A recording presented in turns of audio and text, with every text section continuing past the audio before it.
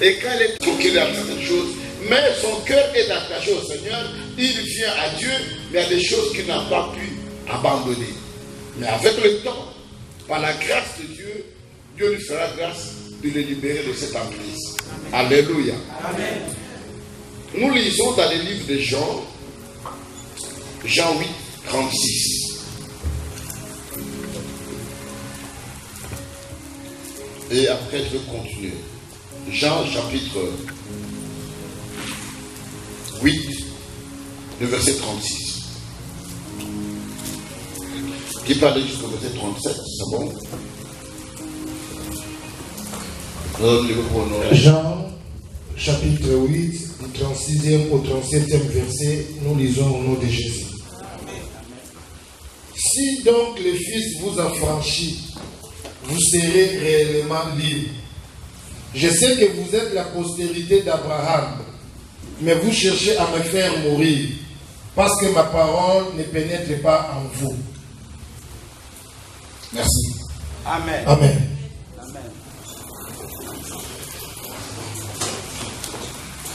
Il y a, la phrase commence avec une conditionnalité. Si le Fils vous a franchi, vous serez réellement libre.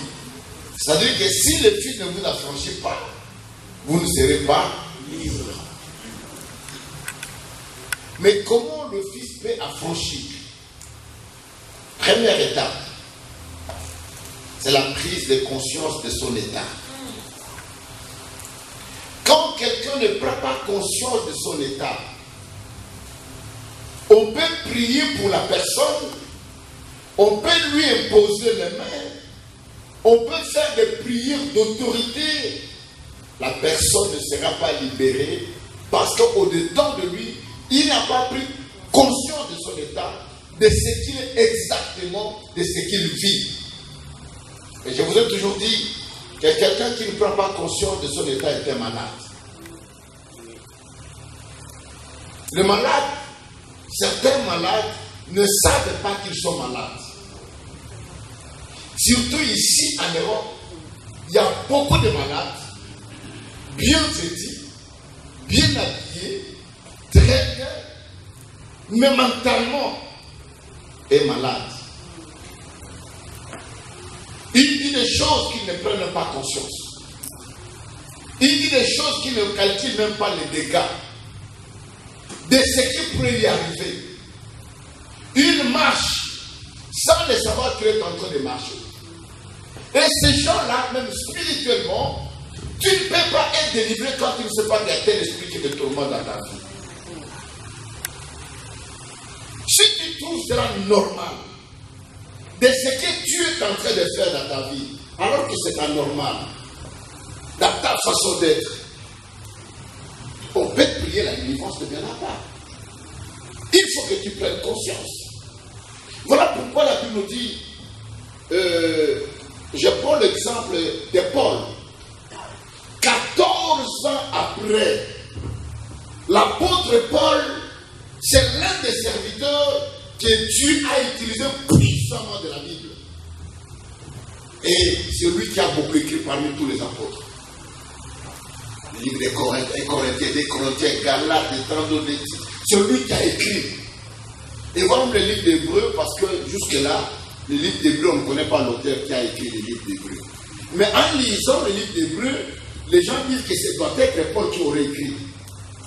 Mais mes frères et sœurs, les seigneurs, Paul, serviteur de Dieu, un homme de Dieu puissant, qui guérissait les malades. Après un jour, il était en train d'enseigner. Il y a un homme qu'on appelle Éticus. Une seule à la fenêtre du 3e étage. Et la Bible dit de là, il est tombé par terre. Il est mort. Paul a continué l'enseignement jusqu'au petit matin. Il est descendu. Il a prié pour cet homme. La Bible dit l'homme était ressuscité. Mais un jour, il se rend compte que malgré tout ce qu'il était en train de faire, il y a quelque chose qui l'avait attaché dans la main. Il y a quelque chose à laquelle il n'avait pas abandonné. Voilà pourquoi, chers frères et sœurs dans le Seigneur, quand on voit un frère dans le mal, nous sommes dans le mal, priez pour la personne. La délivrance n'a jamais été facile.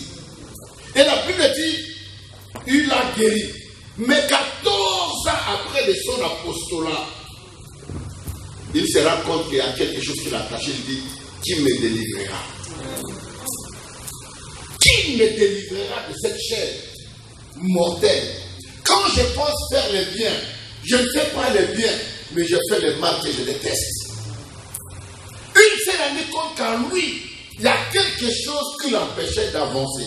Il y a quelque chose qui le retenait de marcher avec le Seigneur. Il y a quelque chose qui était un blocage. Il a pris conscience. Pour chercher l'Éternel, tu peux le libérer. Si c'est dans ta vie, il y a des choses que tu dis qui ne sont pas correctes. Tu as une maladie, il y a une situation dans ta famille. Chaque année, il y a des morts. Depuis que tu es en Europe, tu as organisé autant de deuils.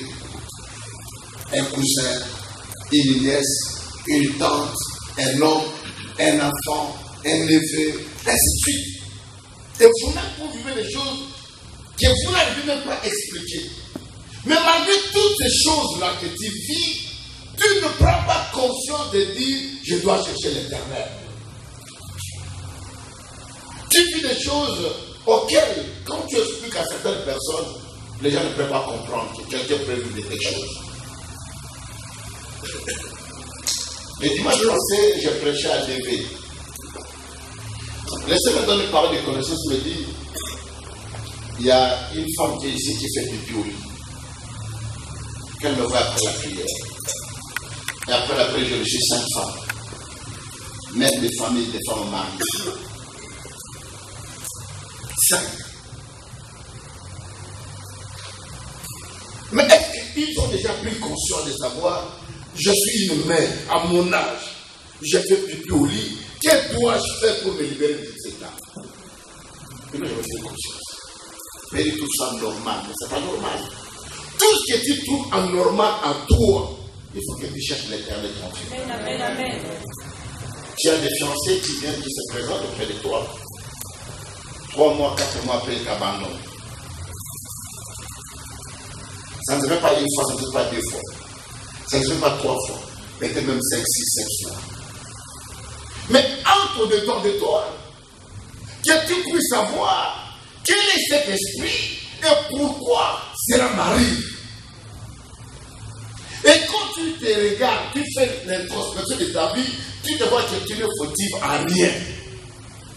Tu ne l'as pas insulté, tu ne l'as pas manqué du respect, tu ne lui as pas fait du mal, tu étais docile, tu préparais, tu faisais tout, mais il t'abandonne. Et des fois, il va épouser une femme, quand tu regardes la femme et tu te compares toi-même, tu regardes la photo de cette femme et toi, tu te dis, c'est le jour et la nuit. Les gens se posent les questions, mais comment il a abandonné cette femme pour aller épouser celle-là? Et peut-être celle qu'elle va épouser, c'est une femme qui va la rendre la vie difficile. Mais l'homme s'accroche à cette femme-là qu'à toi. Ça veut dire qu'il y a quelque chose qui est en toi, auquel tu dois retrouver le Seigneur. Tu t'es lancé dans beaucoup d'activités, des affaires, mais tu n'as jamais réussi. Ça n'a jamais marché. Tu voyages en Chine, tu voyages à Dubaï, tu voyages en Turquie, tu voyages en Italie, tu voyages en Afrique, mais tu tentes de tout faire. Mais tu constateras que tu as beaucoup investi, mais le résultat est moindre par rapport à ce que tu as fait. Il y a quelque chose qui ne va pas. Est-ce que tu as déjà pris conscience de ton état? On peut prier pour les gens. Les gens croient que Dieu n'agit pas, Dieu ne se manifeste pas. Tu peux aller à l'hôpital. On te demande si tu es malade, tu dis je ne suis pas malade. On ne va pas te prescrire des médicaments. D'ailleurs, pour que tu saches, pour le savez bien. Aussi, on te fait des examens autour que tu n'es pas malade. On ne va pas te donner même une donnée. On va te dire rentre à la maison. Voilà pourquoi il est très important. Il est très utile que l'homme puisse prendre conscience de son état, de ce qui lui arrive et de ce qui se passe dans sa vie. Ne garde pas ta situation au temps. Là où on engage les gens, Les gens trouvent le travail, mais toi tu n'en trouves pas. C'est tout un problème pour toi. Tu fais l'intérim pendant 6 mois, 3 mois, tu n'es pas engagé. Quelqu'un qui vient, qui n'a jamais commencé, qui n'a jamais rien fait, il est engagé avec un contrat duré indéterminé. Ça veut dire qu'il y a quelque chose qui va. Tu as des grossesses, mais tu avortes, tu fais des fausses couches. Les médecins te disent non, tu n'as pas de problème. Mais cela ne se fait pas une fois, pas 2 fois, à plusieurs fois que tu dis de telles choses. Ma soeur, mon frère, est-ce qu'il faut que l'ange de l'Éternel descende pour te dire qu'il y a quelque chose qui ne va pas en toi? Conscience. La Bible dit, il y avait une femme qui saignait. Pendant beaucoup d'années, 12 ans. Ma soeur, 12 ans d'hémorragie, ce n'est pas une mince affaire. 12 ans. 3 jours, 4 jours, 5 jours, une semaine, ça met quelqu'un déjà mal à l'aise. Mais 12 ans, sans interruption. Cette femme saignait tous les jours, elle ne faisait que saigner. Mais quand elle a pris conscience, elle a entendu parler de Jésus, dit, moi j'irai voir cet homme-là. J'irai voir, et n'oubliez pas ce que dit la Bible. La Bible dit, si la femme est dans cette période, elle ne peut rien toucher. Tout ce qu'elle toucherait dans l'Ancien Testament devenait impie. Et une femme qui entre au milieu des gens pour rendre des multitudes de gens impies, la Bible, elle doit être lapidée jusqu'à la mort. Mais la femme a pris le risque.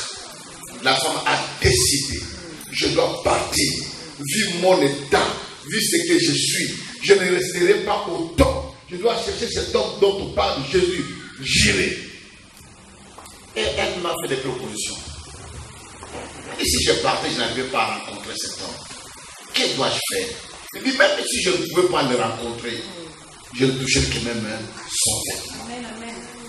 Ma soeur, ta délivrance, ta guérison, ta bénédiction, ton élévation ne dépend pas d'une autre personne, cela ne dépend que de toi. Quand tu prends conscience. Quand tu prends conscience de ton état, quand tu prends conscience de ta vie, de ce que tu vis réellement, tu prends conscience qu'un homme ne peut pas mener cette vie qu'ils sont en train de mener. Il va tout faire. Alors pourquoi il y a des hommes qui sont ici en Europe, qui sont vraiment des grands gaillards zéro. Ils ne prennent pas conscience de leur vie. Chers frères et sœurs dans le Seigneur, l'âge que nous avons aujourd'hui, la force que nous avons aujourd'hui, dans 10 ans, dans 15 ans, dans 20 ans, nous n'aurons plus cette force. Que vous ne voudrez ou pas, dans 20 ans, maman, tu n'auras pas la force que tu as aujourd'hui. Aujourd'hui, tu peux taper 3 travaux, tu vas là-bas, tu travailles là-bas, et ainsi de suite. Mais dans 10 ans, tu n'auras plus à faire ce travail-là, les femmes de chambre. Tu n'auras plus. Tu n'auras plus à faire ce travail-là de préparateur de commandes, je ne sais pas. Tu n'auras plus le temps de faire tel autre métier. Mais qu'est-ce que tu penses pour demain quand tu n'auras pas la force que tu as aujourd'hui? Nous ne prenons pas conscience. Tu gagnes 3 000, tu brilles tout.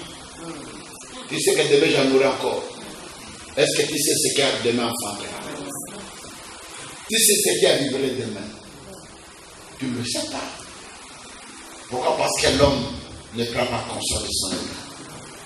La fille de Bartimée, il a entendu Jésus passer. Il dit, je ne peux pas rater cette occasion. J'ai entendu cet homme qui le guérit. J'ai entendu cet homme qui le délivre. Moi, je ne peux pas faire passer l'occasion. Il y a des choses qu'on ne rate pas. Amen. Il y a des choses qu'il faut s'accrocher. Vous savez, quand Jacob s'est rencontré avec l'ange, ils se sont battus toute la nuit. Jusqu'à les casser même l'ange. Il dit, je ne te laisserai pas partir si toi tu me bénis. Si tu ne me bénis pas, je ne te laisserai pas partir. Et jusqu'au petit matin là, je lui dis, bon, je vois que le soleil se lève, je ne pourrai que te bénir. Quel est ton nom? Jacob, il dit, tu n'es plus Jacob. Tu es Israël. Amen. Maintenant tu peux partir. La vie est un combat. La vie, ce n'est pas un gâteau sur le plateau qu'on va t'amener sur la table. Non. Bartimée prit conscience de son état. Je suis avec, j'ai entendu cet homme qui guérit. Aujourd'hui, il passe par chez moi, je ne vais pas le laisser passer. Jésus, fils de David, et puis tais-toi, tu fais trop de bruit. Jésus! La Bible dit, il cria encore très fort. Parce qu'il savait quel était son état. Est-ce que tu connais ton état spirituel? L'état de ta vie, de ce qui se passe en toi. Combien d'échecs as-tu subi? Combien d'opérations as-tu subi dans la vie? Comment tu ne dors pas? Les cauchemars que tu as. Est-ce que tu as déjà pris conscience qu'il y a un homme qui s'appelle lui qui peut te libérer? Mais la Bible dit, Bartimée crie encore très fort. Jésus dit, amenez-moi cet homme. On l'a amené. La Bible dit, Bartimée était le mendiant. Il était connu comme un mendiant. Mais Jésus dit, que veux-tu que je fasse? Il n'a pas demandé l'argent. Mais il a dit, je veux que je sois guéri. Que je recouvre la vie. Il avait compris sa nécessité. Il a compris les besoins primaires qu'il avait au-dedans de lui. Et aujourd'hui, ce matin, quand nous allons prier, je voudrais que tu saches, que tu dises, qu'est-ce que toi tu veux que le Seigneur fasse? Ta vie, quel est ton problème? Et pour terminer cette étape, je vais parler de Joseph. Esclave en Égypte, il devient premier ministre. Mais écoutez ce qu'il dit à ses frères. Certainement, Dieu vous visitera. Mais les jours que vous sortirez de ce pays, ne laissez pas mes ossements ici. Il n'a pas voulu les rester en esclavage. Même ses os. Il n'a pas accepté que les os restent en Égypte. Il dit à ses frères, certainement, Dieu vous visitera. Mais quand vous sortirez de ce pays, ne me laissez pas ici. Prenez mes ossements et amenez-les. Est-ce que toi tu as déjà pris conscience de cet état? Ou bien tu es content d'être ce que tu es? Laisse-moi te dire, quand tu es content de ta vie, rien ne peut se faire.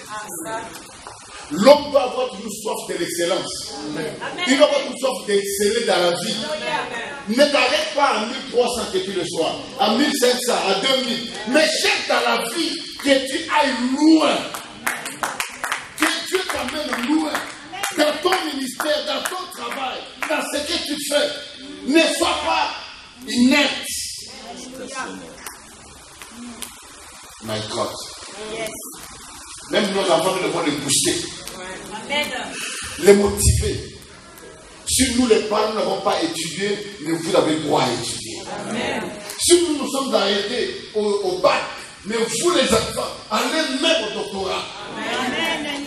Allez même à la maîtrise. Allez plus loin. Mais quand il y a d'abord au moment où je me prête, même si tu ne dis pas, oui, tu es malade. Vous savez, un jour, je rencontre des hommes dans le train. Je les ai regardés. Je dis, mais comment les gens peuvent raisonner comme ça? Il y en a qui disait à son ami, il dit, Massa, moi, mon argent, je mange bien.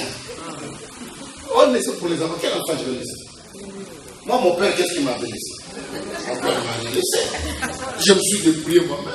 J'ai fait beaucoup d'efforts. Je suis devenu ce que je suis devenu. Je ne vais pas. Et maintenant, ces petits-là, ils attendent que moi, je puisse dormir, travailler pour que je leur laisse l'argent dans les bancs. Ma petite va retourner à zéro. Ils les resteront avec rien. Je regarde ces gens, je dis, vraiment, c'est raisonnement. Ce n'est qu'un animal qui peut penser comme ça. Un homme normal, jamais. Mais la Bible dit, Joseph décida qu'il ne reste pas en Égypte. Mais comment toi veux-tu que tu restes en Égypte? Toi et ta famille. Comment veux-tu que tu restes à cet état-là? Il y a un chemin à montrer. je me suis battu sérieusement. Surtout ma sœur ne voulait pas qu'il prie. Elle me dit, ah, laisse-moi ça, laisse-moi tes histoires là. Prière, quelle prière? Moi, je suis catholique 100%. Laisse-moi tes choses dans les prières. Mais aujourd'hui, elle est fervente. À l'église. Il y a des gens que nous devons prêcher par l'exemple. Il a prêché par la parole, il n'a pas changé. Mais ton exemple, ta façon d'être, on l'a changé. Mais tu es une autre manière. Deuxième étape, la délivrance. Il faut que la personne sache chercher le cause. On ne traite pas les effets, mais on traite les causes. Amen. Je donne un exemple simple. Maux de tête n'est pas une maladie. Quand tu as mal à la tête, ce n'est pas une maladie. Ça veut dire qu'il y a des effets, des choses qui font que tu puisses avoir mal à la tête. Tu ne peux pas guérir le mot de tête. Il faut qu'on sache pourquoi tu as mal à la tête. Et demain pour toi, ne cherche pas à être libéré de cette situation, mais entre la profondeur que Dieu t'aide à comprendre pourquoi je dois me trouver dans cet état. Qu'est-ce qui s'est passé dans ma vie? Quelles sont les causes? N'est-ce pas, on a toujours dit, les mêmes causes produisent les mêmes effets. C'est-à-dire que dans la famille, tu vois que les mêmes causes, c'est que tu as vécu. Tu as vécu ces choses-là, tu as été divorcé, ta petite vient de divorcer. Ta grand-mère vient de divorcer. Votre maman était divorcée. Votre grand-mère était divorcée. Tu as une fille et cette fille vient de divorcer. Et vous trouvez qu'il y a une lignée là, dans la famille, il y a des choses qui font que vous tous, vous vivez les mêmes effets. Mais maintenant, il faut chercher quelles sont les causes pour lesquelles nous vivons de telles situations. Quelles sont les causes? Ne cherche pas la délivrance sans savoir les causes pour lesquelles tu vis ces choses-là. Amen. Qui fait la délivrance? Mais c'est bon. Il est venu pour nous libérer. Mais pourquoi tu es lié? Qu'est-ce qui s'est passé? Parce que le code pourrait être endogène comme exogène. Dans les causes internes et les causes externes. Quelqu'un ne peut pas être lié sans cause. Il y a toujours un résultat. Il y a toujours quelque chose qui s'est passé. Ce qui était le jeudi ou le mardi passé, quand j'enseignais, je voulais donner le témoignage d'une femme à Kinshasa, d'une sœur. Elle travaille, elle a un très bon poste, elle est cadre dans une société, une voiture, une maison. Mais jusqu'à l'âge de 37 ans, cette sœur dit qu'elle était vierge. Elle n'a jamais connu un homme. Et aucun homme ne lui a déjà dit que je t'aime. Est-ce que vous comprenez ça? Elle est venue nous en parler. Je dis, mais avec tout ce que tu as, hein, la beauté que tu as, la maison, l'argent, la voiture, tout ce que tu pourras avoir, les hommes ne peuvent que courir derrière toi. Elle dit non, ce n'est pas moi qui les fiche les hommes, mais c'est les hommes qui me détestent. Alors on va faire une prière pendant la retraite. Et la sœur va se voir, Dieu va, parce que je vous ai toujours dit que nous prions le Dieu qui parle. Amen, amen. Le Dieu que nous prions n'est pas aveugle.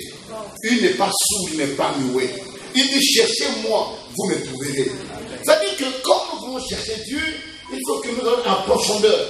Écoute, même Jésus dit à Pierre, avance à pleine eau et jette les filets. Quand vous voulez avoir de gros poissons, les gros poissons, vous ne les verrez jamais au-dessus de l'eau comme ça, comme des nakaras de petits, je ne sais pas. Non. Le gros poisson ne vivent que dans les profondeurs des eaux. Et des causes majeures de nos vies ne sont pas ce que nous voyons. C'est la profondeur. Alors cette sœur, Dieu va lui ouvrir les yeux. Dieu l'amène à l'âge de 12 ans. Elle est tombée, quand l'esprit était en train de se manifester, elle est en train de vivre comme dans une télévision, elle est en train de vivre à son âge de 12 ans, ce qu'elle avait fait à 12 ans. Son père l'avait envoyé acheter une bière. Il arrive, il donne la bouteille. Et le vendeur a pris la bouteille, le papa en question, elle est partie dans son converteur prendre la bière. Et elle, quand il est resté là-bas au comptoir, elle a volé, je peux dire en centimes, peut-être 10 centimes ou 20 centimes. Elle n'a acheté que des bonbons. Cet homme vient contre son argent, il trouve que l'argent n'était pas au complet. L'homme dit, ce que tu as pris, c'est l'argent de ta dot. Je t'ai pris en mariage. À dater d'aujourd'hui, tu n'auras jamais un homme dans ta vie, il sera ma femme à jamais. Mais sans savoir ça, on devait prier pour cette sœur. On devait lui imposer les mains, mais rien ne pouvait se faire parce que les causes n'étaient pas connues. Et de même, quand vous allez à l'hôpital, même si vous pleurez, vous souffrez, vous tournez par terre, mais autant plus qu'on n'a pas compris d'où vient, quelle est la cause de la souffrance, de douleur que tu ressens, on ne va pas te donner le Dieu. Mais comment voudriez-vous que Dieu nous libère, que nous vivions à la puissance de Dieu, que nous ne connaissons pas, que nous ne sondons pas le cœur de Dieu, nous ne sondons pas les Écritures pour savoir d'où me vient ce malheur, d'où me vient cette souffrance. On ne veut que la délivrance. Alléluia. Amen. Alléluia. Amen. Il y a des causes personnelles, ta marche, ce que tu as fait, tu as voulu. Je ne sais pas ce que tu as pu faire dans ta vie. Des paroles qui ont été prononcées contre toi. Un jour, j'étais en Afrique du Sud chez le pasteur Benson, à Djougou. Il y avait un frère dans cette église qui vomissait le sang.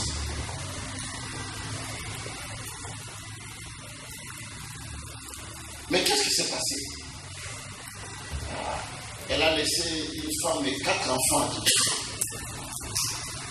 Elle est partie en Afrique du Sud. Elle a voulu faire ce qu'elle voulait faire. Mais la femme qu'elle avait laissée là-bas, elle avait menti. A prononcé des paroles. J'ai arrêté mes études. J'ai tout abandonné de ma vie pour toi.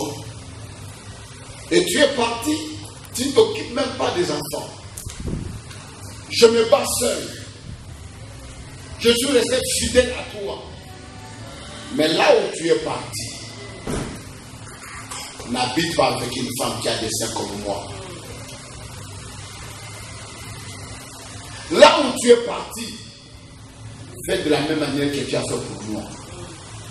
Mais si tu ne fais pas ce que tu as fait pour moi, là où tu es parti, et que tu nourris ces enfants, que tu nourris cette femme, que tu la prennes en charge, alors que moi, dites que c'est Dieu la dirige cette femme. C'est une bénédiction pour toi, n'est-ce pas? Quand tu cherches la délivrance ne vient pas. Voilà pourquoi il est temps que nous puissions chercher les causes réelles qui nous bloquent. Tu fais les affaires qui ne prospèrent pas. Mais toi, tu avais une société. Les gens qui ont travaillé chez toi, tu ne les as pas payés. Tu savais qu'ils n'avaient pas de papiers. Ils ne pouvaient t'accuser ni pas. Tu les as roulés dans la farine. Tu étais calme. Mais ces gens-là ont pleuré auprès de l'Éternel. Ils ont crié à Dieu. La Bible dit, l'homme vivant de la sueur de son front. Mais toi, tu n'as pas su cela. Mais veux-tu que Dieu te bénisse aujourd'hui? Veux-tu que Dieu t'ouvre les portes? Non. Ma soeur, tu fais des affaires. Mais il y a quelqu'un qui t'a donné l'argent que tu as endetté. Mais que tu as refusé de me rembourser. Jusqu'aujourd'hui, comment veux-tu que tes affaires prospèrent? Allez dans ta vie. Ce sont des causes personnelles qui te bloquent. Laisse-la s'élever prendre le message. Alléluia. C'est très important que nous puissions savoir quelles sont les causes internes dans nos vies. Qu'est-ce qui se passe dans nos vies? Qu'est-ce que je fais? Un jour, avant que je passe à une seconde étape, un jour je me trouve à Kabila. J'avais une cabane au stade de Kabila en Angola. Je prêche. Dieu me donne une part de connaissance. Il me dit, il y a quelqu'un qui est dans la foule ici. Tu faisais la ristourne avec des amis à Kinshasa. Tu étais le premier à avoir cet argent. Et dès que tu as pu, tu as foutu, tu es venu ça. Mais depuis que tu es ici, d'abord cet argent a été escroqué, on a confisqué au niveau de la frontière. Mais depuis que tu es ici, rien ne va. Tu es tenté de gagner. Je vois un frère qui monte sur le podium après là. Non, pasteur, c'était moi. 5 ans il a passé là-bas. Vas-y, comment je vais rentrer que je ne vais pas rembourser? Il cherche à voir l'argent, mais il dit, tu ne peux pas l'avoir. Mais frère de c'est dans le Seigneur, personne ne peut bloquer ta vie si toi-même tu es correct avec Dieu. Amen. Si tu es correct avec Dieu, même si tous les sorciers du monde se lèvent contre toi, ils ne te vaincront jamais. Amen. Tous les démons du monde peuvent se lever pour te combattre, ils ne te vaincront jamais. Amen. Tu réussiras toujours, tu prospéreras toujours. Voilà pourquoi je dis à quelqu'un ce matin, est-ce que dans ta vie es-tu correct avec Dieu? Tu veux bien la délivrance, tu veux bien être béni. Mais regarde au-dedans de toi. Regarde au-dedans de toi. Juge-toi. Comme disait Socrate, connais-toi. Connais-toi toi-même. Est-ce que tu te connais? Est-ce que tu connais ta vie? Tu sais comment tu as marché? Tu sais combien de forfaits que tu as commis? Combien de gens tu as fait pleurer? Combien de gens tu as escroqué? Et aujourd'hui, les églises, les gens disent Dieu n'agit pas. Non, Dieu tout là, il agit. Amen. Il ne change pas, il est le même Dieu aujourd'hui éternellement. C'est nous qui sommes responsables. Et les causes exogènes, extérieures, ça peut être des causes de famille. On est dans des familles avec des situations embricadées. Des parents qui étaient des chefs coutumiers, des chefs du village. Des parents qui étaient des oncles ou des tantes qui étaient dans l'occultisme, des gens qui étaient dans des situations maléfiques, dans les maraboutages. On est dans des familles où il y a eu de l'inceste. Ta mère est venue, ton père est venu d'un inceste, l'oncle avec sa nièce. Et toi, tu viens de cette source-là. Tu penses que comme ça, la vie va rouler. Tu viens d'un père qui est un grand féticheur, un grand marabout. Ma soeur, laisse-moi te dire une chose. Que tu l'acceptes ou pas. Je voulais dire une autre fois l'histoire du loup et de l'agneau. N'est-ce pas? Ouais. La raison du plus fort est toujours la meilleure. Mais un jour, le loup se rencontre avec l'agneau qui pleure, son breuvage. Et il dit, le loup dit à l'agneau, qui te rend ici est venu troubler mon breuvage? N'est-ce pas? Il dit, non, c'est pas moi qui le trouve. Il dit, non, c'est toi. Parce que depuis longtemps, il vient trouver toujours que je dois être troublé. Il dit, mais comment je peux troubler alors que je n'étais pas encore né? Ce sont les animaux qui discutent là. Comment l'aurais-je fait alors qu'à cette époque dont toi tu parles, moi, je n'étais pas encore né? Et lui dit, si ce n'est pas toi, ça doit être quelqu'un de tien. Si toi tu n'as pas troublé, ça doit être ton frère et des membres de ta famille qui auraient troublé. Comme il a eu le cas, je ne te pardonne pas. Le loup a mangé l'agneau. Et il devenait maintenant dans les manches physiques que nous sommes. Il y a des gens qui payent le prix. Il y a des gens qui sont détestés. Il y a des gens qui sont haïs parce qu'il est frère d'eux. N'est-ce pas? Ouais. Ah, c'est le frère de ah non, son frère a fait. Ah non, je ne peux pas l'aider parce que son frère. Mais ce n'est pas lui. Il le paye. Mais si dans le monde physique, ces choses se passent, dans le monde spirituel aussi, ça s'est fait. Il y a des conséquences que nous subissons. Il y a des choses que nous vivons. Parce que nos frères, nos parents ont été dans telle ou telle autre chose qui n'ont pas plu à Dieu. Et les conséquences, nous les payons aujourd'hui, que tu le veuilles ou pas. Amen. Voilà pourquoi la délivrance est très importante. Que Dieu connaisse les causes. Comment tu es né. D'où tu es venu. Qu'est-ce qui s'est passé dans ta famille. Quels sont les actes qui ont été posés. Quelles étaient les manifestations. Quels sont les rites. Quelles sont les cérémonies que vous faisiez dans votre vie. Comment tu... Toutes ces choses-là, quand tu pries sincèrement, Dieu te donnera une voie à suivre. Et qui t'aidera à la délivrance. Amen. Je dis Amen. Amen. Troisième étape.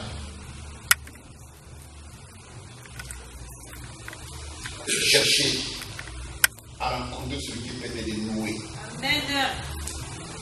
Celui qui peut te libérer. Quand on est malade, on cherche le médecin. Les médecins. Eux, le grand médecin, c'est Jésus. Les docteurs des docteurs. C'est Jésus qui est le docteur des docteurs. Lui et lui seul qui peut nous libérer.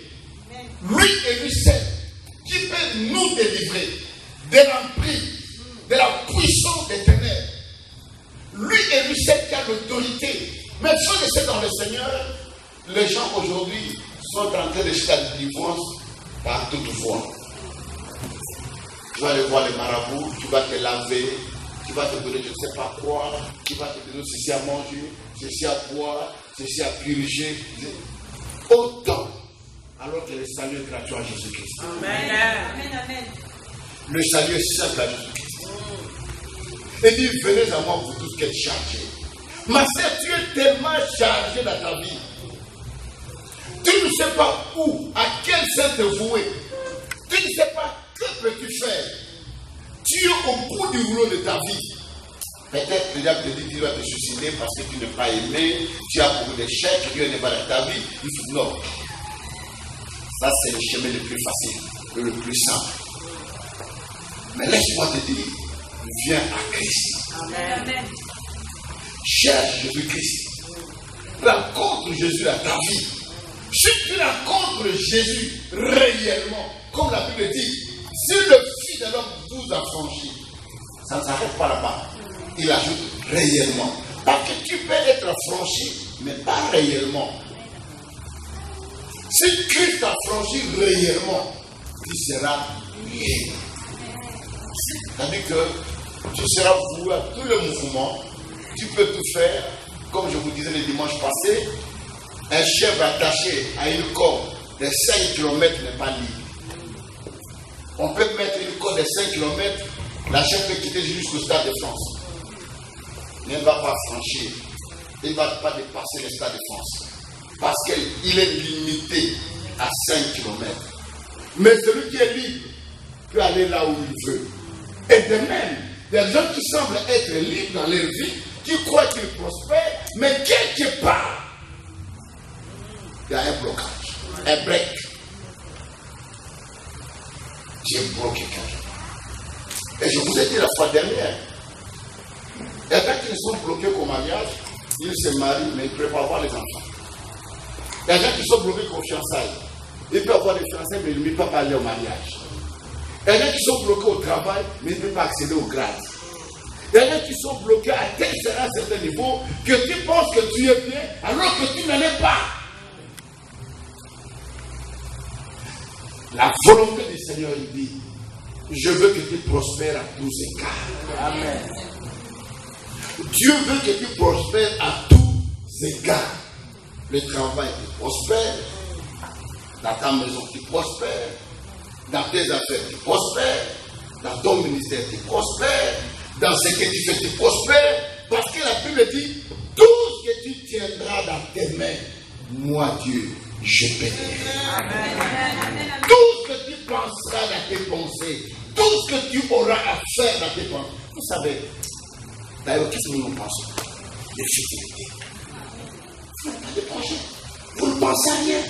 Vous ne pensez qu'à des choses qui ne donnent gloire à rien. Tu vas faire ça comme elle s'est habillée, ma soeur. Pourquoi t'occupes-tu? Autant de problèmes que tu as, tu vas t'occuper de cette sœur comme elle s'est habillée.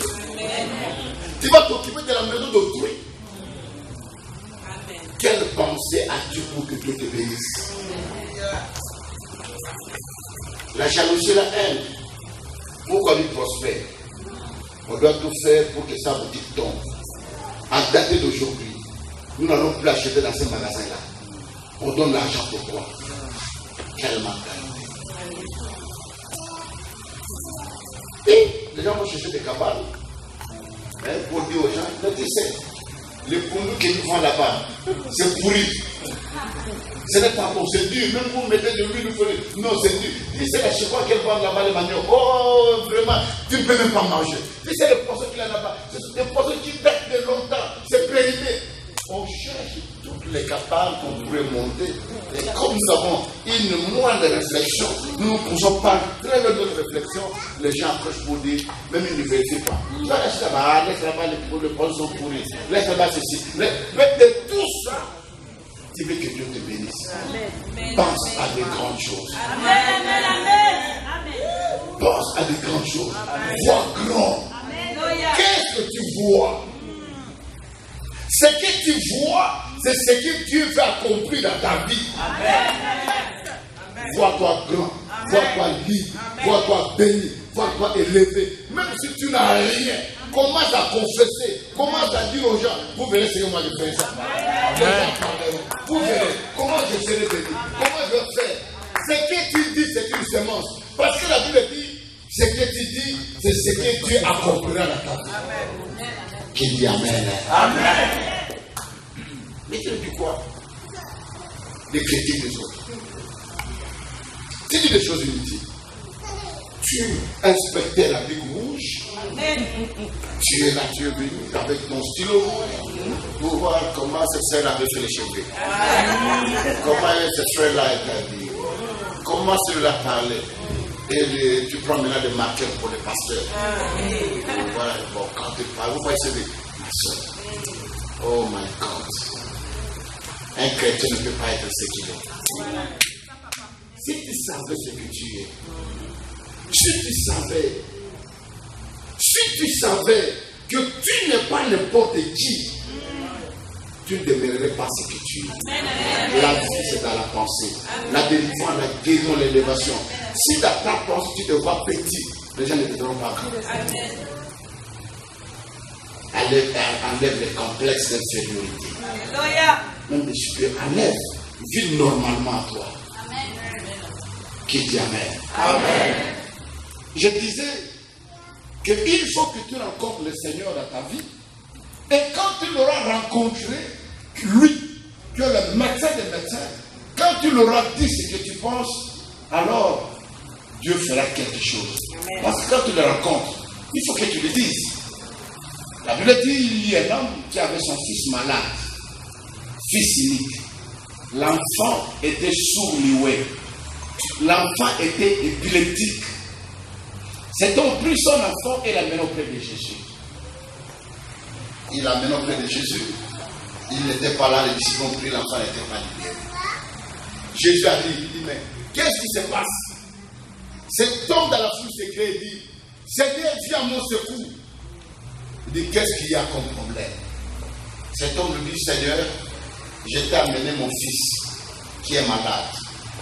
Il est sourd-muet. Il est épileptique. En quelque sorte, l'esprit le saisit. L'esprit le jette dans l'eau. L'esprit le jette dans l'esprit pour le faire mourir. Jésus-Christ, qui est Dieu, n'avait pas besoin de tous ces détails. Mais l'homme a détaillé sa situation. C'est-à-dire que quand nous prions, dis à Dieu ce que tu vis, ce que tu as besoin réellement. Même si tu caches aux hommes, mais ne cache pas à Jésus-Christ. Il est comme de l'eau. On ne cache pas la divinité à l'eau. Dis-lui ton cœur. Même ce que tu as caché aux hommes. Même ce que tu n'as pas dit aux hommes, tu as honte de dire aux hommes, mais dis-le au Seigneur. Amen. Parce qu'il aura pitié de toi. Il est miséricordieux. Chers frères et sœurs dans le Seigneur, Jésus a besoin que tu sois béni. Amen. Jésus a besoin que tu sois élevé. Jésus a besoin qu'une grande porte te soit ouverte. Amen. C'est ça sa volonté. Mais tu ne sais pas saisir cette opportunité que le Seigneur t'a offerte. Tu ne sais pas la saisir. Je disais, je ne sais pas si c'est ici ou quelque part, je parlais de nous les Africains. Et surtout les gens qui parlent lingala, les gens des Congolais. Dans les années passées, 97, quand je venais à Paris, souvent quand vous allez à Château-Rouge, le plus grand nombre de magasins qui étaient là exotiques étaient des Congolais. N'est-ce pas? Mais aujourd'hui, c'est les Chinois. Quand vous allez en Belgique, à Matongi, c'était des Congolais. Et même les Belges commençaient à parler lingala. Mais aujourd'hui, quand vous partez là-bas, ce sont des Chinois et d'autres nationalités. Quand vous allez à Londres, à Tottenham, il y avait beaucoup de Congolais, des magasins, des agences qui étaient là. Aujourd'hui, ils n'existaient pas. Pourquoi? Parce que nous pensons terre à terre. Dès que tu as 10 000, la démarche change. Ta façon de parler change. Mais il y a des gens qui ont des millions pour les vélos de l'autre. Vous ne croyez pas que c'est lui le millionnaire. Mais je vous ai parlé de M. Ford, n'est-ce pas? Il priait chez Billy Joe, que son âme repose en paix. Le passé Billy Joe est mort il y a 3 ans, 4 ans passés. J'étais invité aux États-Unis chez Billy Joe et je voulais le rencontrer parce que je devrais l'inviter au Congo pour la croisade qu'on avait au stade. On était là. Oh Seigneur Jésus. On parle avec les pasteurs, on parle à l'ascenseur, on descend. On sort. Je trouve un bouton, il n'est pas grand de taille. Je le dépasse même un peu. Moi, je suis un peu gros que lui. Vous savez que nous mangeons de n'importe quoi à tout moment, on peut manger. Mais ces gens-là sont catégoriques. S'ils mangent à 12h, à 12h, si tu vas avec autant d'argent, il va dire reste d'abord, moi je dois aller manger. Mais nous, on mange à midi, on mange d'abord le matin, on mange à 10h, on mange à 14h, on mange à 23h, on mange à 3h du matin. Qui dit Amen. Et en sortant, on voit quelqu'un à salopette avec son seau, des brosses. Moi, il passe. Il est passé. Il est passé du Dieu me dit, tu connais l'homme là qui vient de nous saluer? Je lui dis, je ne le connais pas. Tu ne le connais pas, je ne le connais pas. Même dans les revues, même à la télé, tu l'as jamais vu, non, je ne l'ai jamais vu, je ne le connais pas. Il me dit, c'est M. Ford, le propriétaire de tout le véhicule Ford. C'est lui, il s'occupe des toilettes ici à l'église. C'est lui qui est le responsable, qui lave toutes nos toilettes, qui prend soin des toilettes tous les lundis, il vient pour laver les toilettes tous les jeudis. J'allais le coller au milieu. Quand je parlais, je me retournais toujours pour regarder mes enfants. Voilà ce qu'il fait comme c'est l'église. Un multimilliardaire. Il a plus de 100 000 et quelques 300 000 travailleurs. Il peut engager quelqu'un et le mettre au service. Mais il a dit, moi je l'ai mis. Je vais faire pour les Seigneur. Et quel service, quel travail. Quand on te dit d'enlever cette chaise à mettre de l'autre côté, tu vas prendre la chaise pour mettre de l'autre côté. La chaise est là. Tu vas quitter l'église. Chers frères et sœurs dans le Seigneur, 4e point, je vais vous donner seulement 5 ou 6. 4e point, après la délivrance, dans le processus, il faut savoir fermer les portes par lesquelles l'ennemi est entré. Fermer les portes. Quand tu connais les causes qui t'ont amené à cet état-là, et quand tu as su que si je suis arrivé là, j'avais l'argent, j'étais bien dans la vie, Mais à cause de telles choses, à cause de telles erreurs que j'ai pu commettre dans ma vie, je suis arrivé à ce stade-là, je dois m'arrêter. Il y a deux manières, il y a deux façons d'acquérir l'intelligence ou la sagesse. Il y a deux. Tenez, la première voie par laquelle tu peux avoir la sagesse, c'est de connaître les erreurs que tu as commises dans la vie. Amen. Quand tu connais tes erreurs, quand tu connais tes fautes, tu sais que j'ai commis telle erreur, on a toujours dit que l'erreur est humaine. Erraro humanum est. L'erreur est humaine. Comme l'erreur est humaine, et on a toujours dit, ce ne sont que les imbéciles qui ne changent pas. Et quand quelqu'un persiste dans le mal, ça devient diabolique. Tu peux commettre une erreur dans la vie. Tu peux te faucher dans la vie. Tu peux tomber dans la vie. Tu peux te blesser dans la vie. Mais ne demeure pas. Ferme la porte. Tu sais que par cette porte-là, je suis arrivé là où je suis aujourd'hui. Par cette porte-là, j'ai connu de telles conséquences dans ma vie.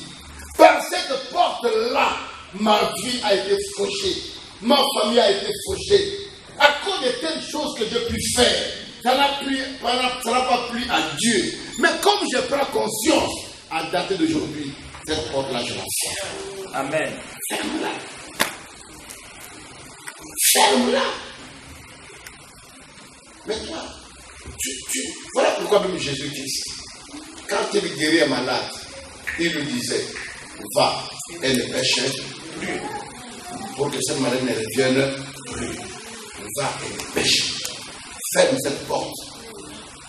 Cette porte qui t'a mené à cette situation. Ma soeur, tu sais que tu as des querelles avec ton mari à cause de tel ami. Mais arrête.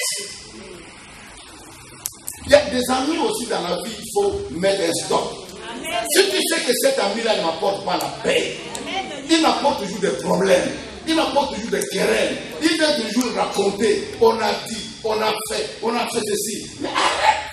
Amen, papa. Tu veux détruire ton foyer à cause de l'ami, mais l'ami va partir.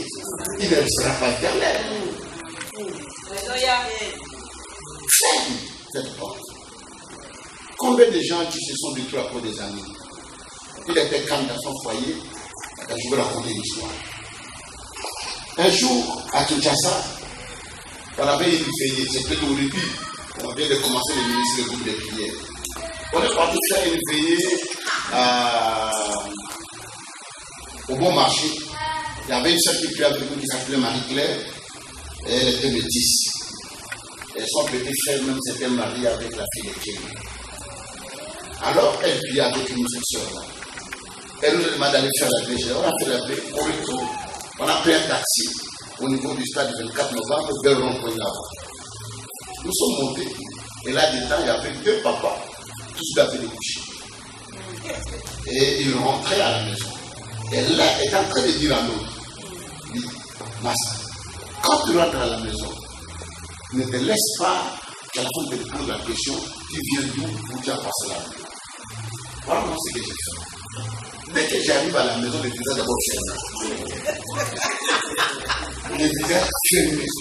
Je dois les terroriser tous à la maison.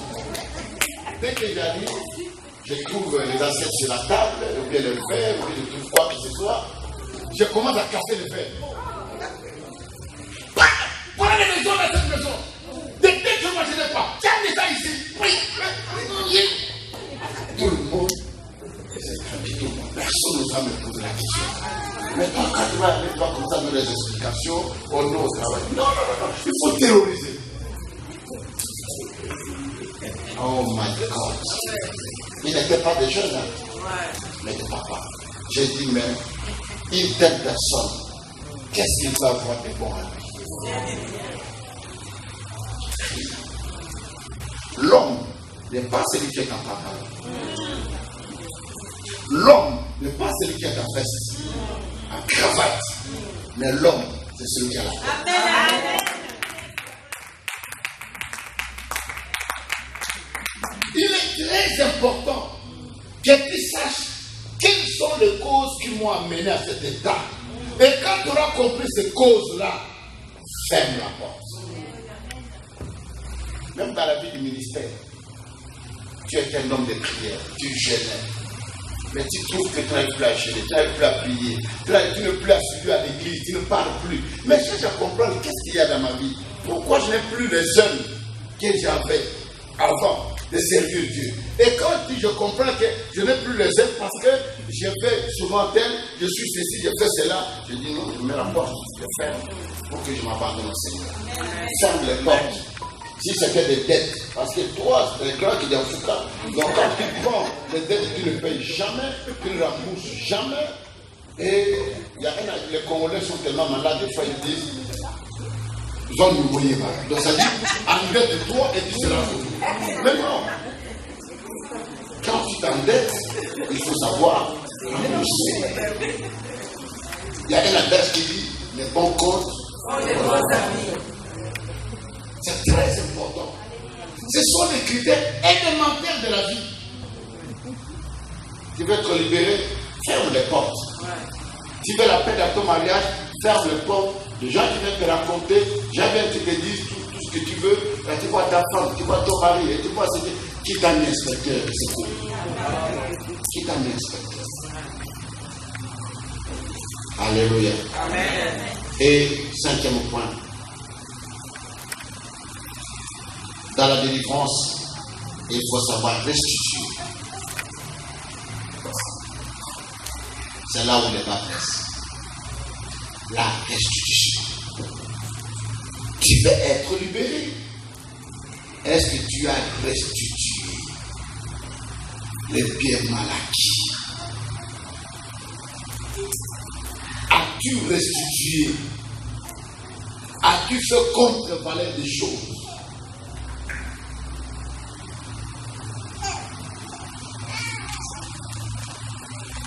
Dans ta maison, tu es plein des outils de la société. Les carnets, des marteaux, des clés de roue, des papiers hygiéniques de l'hôpital,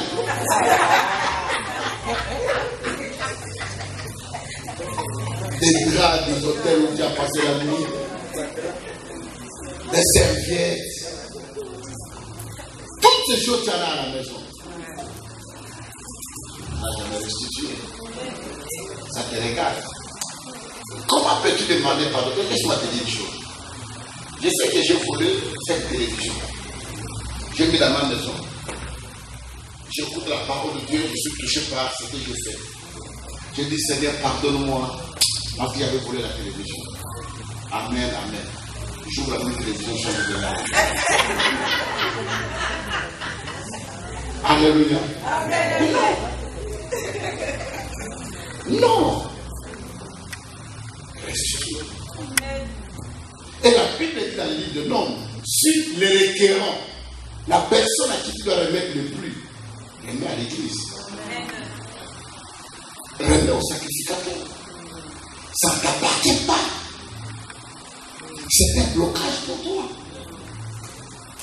Si nous voulons avoir une vie claire, une vie nette, ne pensez pas que Dieu dans la nudité ne bénit pas, Dieu bénit. Amen, amen. Peut-être ce que tu penses avoir dans la malhonnêteté, c'est moins que ce que Dieu veut faire. Amen. Ce que Dieu fait avec toi, c'est gros. C'est plus que ça. Vous savez, quand vous êtes malhonnête, vous ne serez pas riche. Vous ne le serez jamais. Mais je le dis même à la tête de mes émissions, à la télévision, même à Kinshasa, je toujours dis, je les répète. Quand on voulait changer la constitution, j'étais au Parlement, j'étais député. On a donné des paquets d'argent chaque député. Je leur ai dit, non, moi je ne prends pas. Je ne serai pas libre dedans de moi. Je ne serai pas libre. Le fils courageux qui est mort m'a regardé et dit, aujourd'hui je crois que tu es serviteur. Aujourd'hui, j'accepte que tu es serviteur. Et d'ailleurs, je retourne à ma famille de venir chez toi.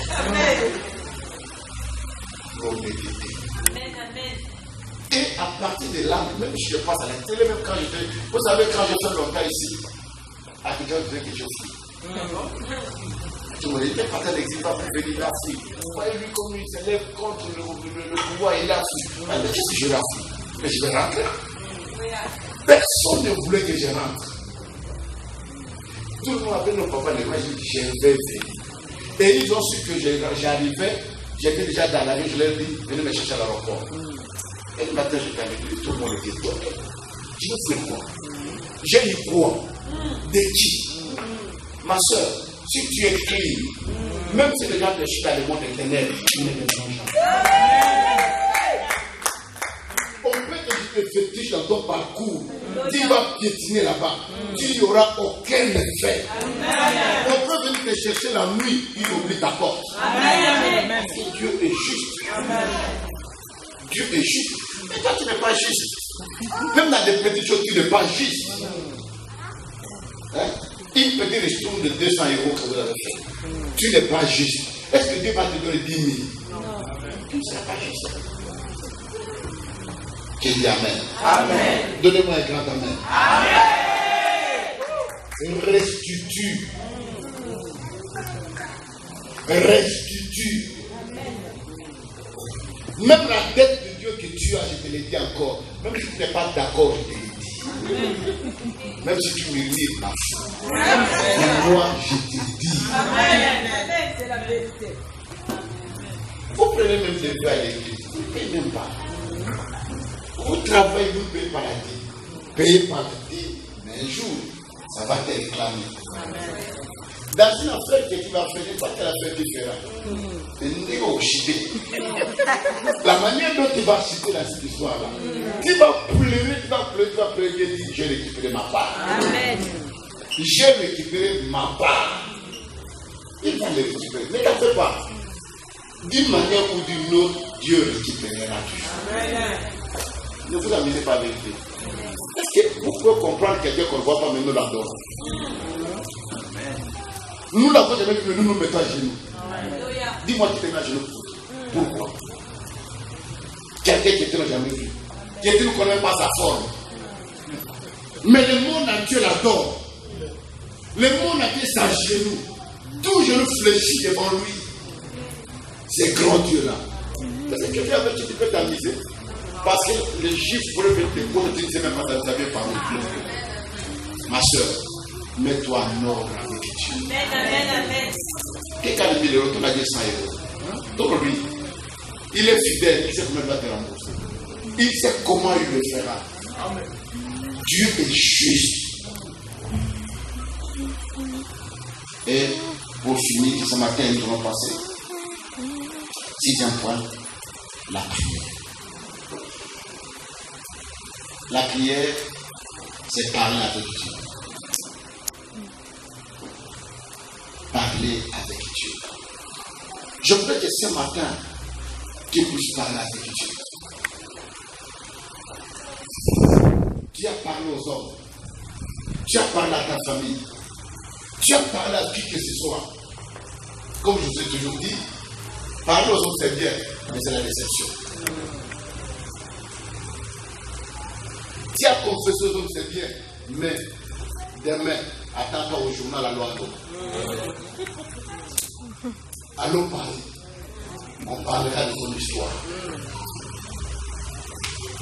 Mais si tu parles à Dieu, tu ouvres ton cœur et que tu lui dis dans ta prière de ce matin, je te le jure, tu ne rentreras pas comme Dieu te fait. Amen. Personne n'a rencontré Jésus et resté la même. Tous ceux qui l'ont rencontré ont eu quelque chose qui s'est passé dans leur vie. Ont vécu un miracle. Tous ceux qui ont rencontré Jésus. Et je voudrais que dans la prière de ce matin, que tu puisses rencontrer le Seigneur, que tu lui dises les détails de ta vie, de ta famille, de ce que tu as fait, et demande à Dieu pardon. Réconcilie-toi avec lui. S'il y a quelque chose qui te reproche, prends l'engagement d'abandonner et de suivre sa voie. Et quand nous allons prier, quelque chose va se faire ce matin. Dieu te touchera. Il te libérera. Amen. Qui dit Amen? Mettez-nous debout, nous allons prier.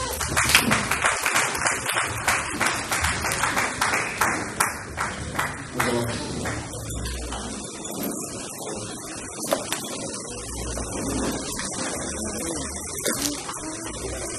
Oh Seigneur Jésus.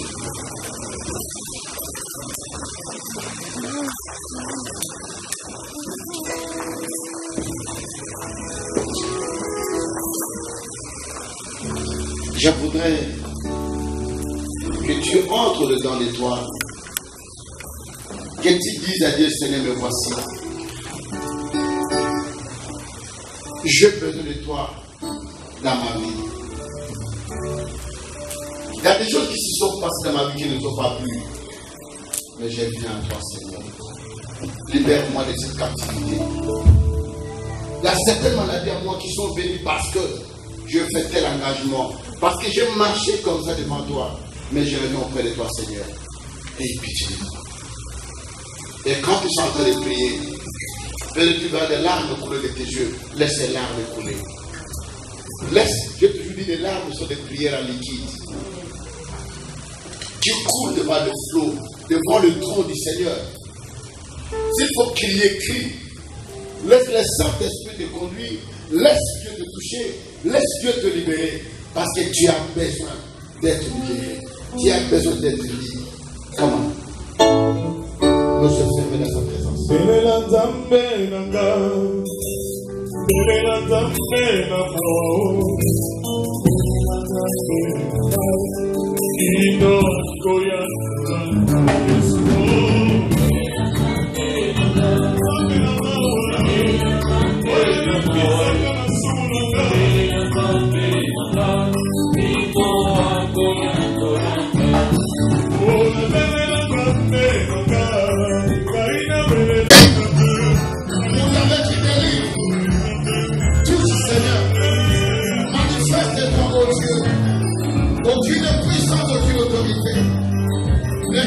De résister à ton Seigneur.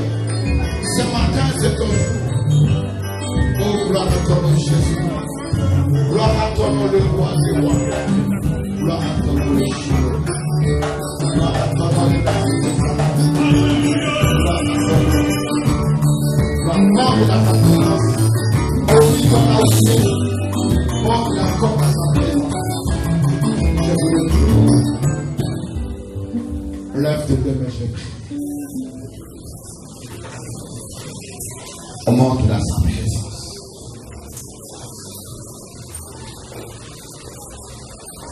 Monte encore dans sa présence. Il est Dieu qui pardonne. Il est miséricordieux. Il est Dieu de grâce. Il est Dieu de faveur. Qui te peut te libérer si ce n'est que lui et lui seul? Ce matin, que sa main te touche.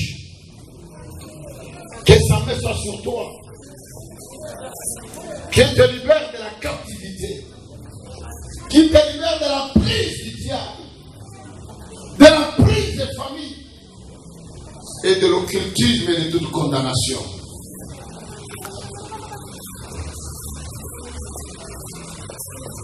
Monte encore, lève tes deux mains. Viens là, je vais prier maintenant.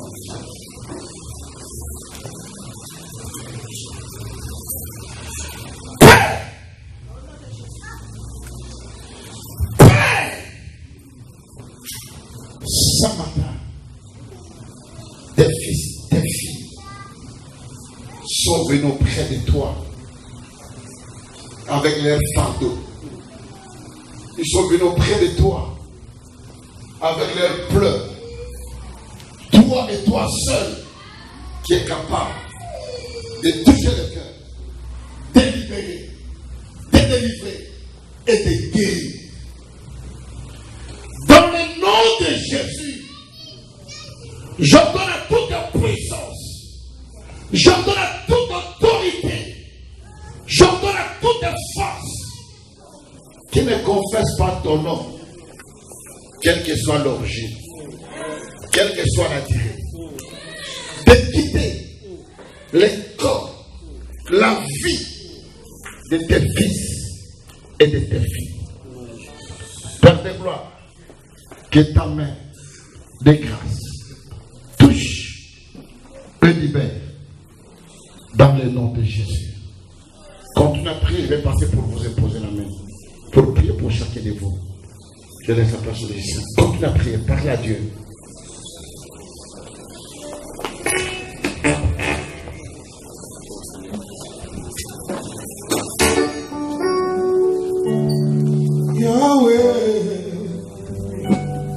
Yahweh Salah, Yahweh Salah, Lord, yo Salah, Yahweh, Yahweh Salah, Yahweh Salah, Lord, yo Salah, yo Yahweh, Yahweh Salah, Yahweh.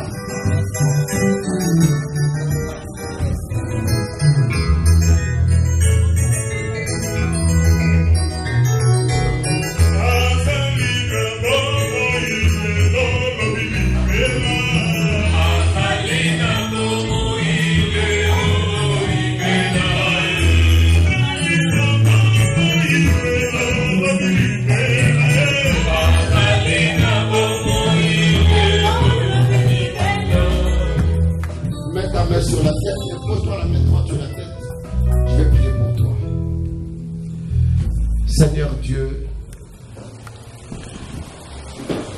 touche, manifeste ta grâce dans la vie de tes fils et de tes filles dans cet ensemble. Nous avons besoin de vivre ta grandeur, nous avons besoin de vivre ta puissance, nous avons besoin de vivre ton miracle. De jour au jour, Seigneur, que ta main répond sur chacun. Je le bénis dans le nom de Jésus. Merci pour la vie. Merci pour le miracle. Amen. Sois béni au Dieu au nom de Jésus. Amen. Amen.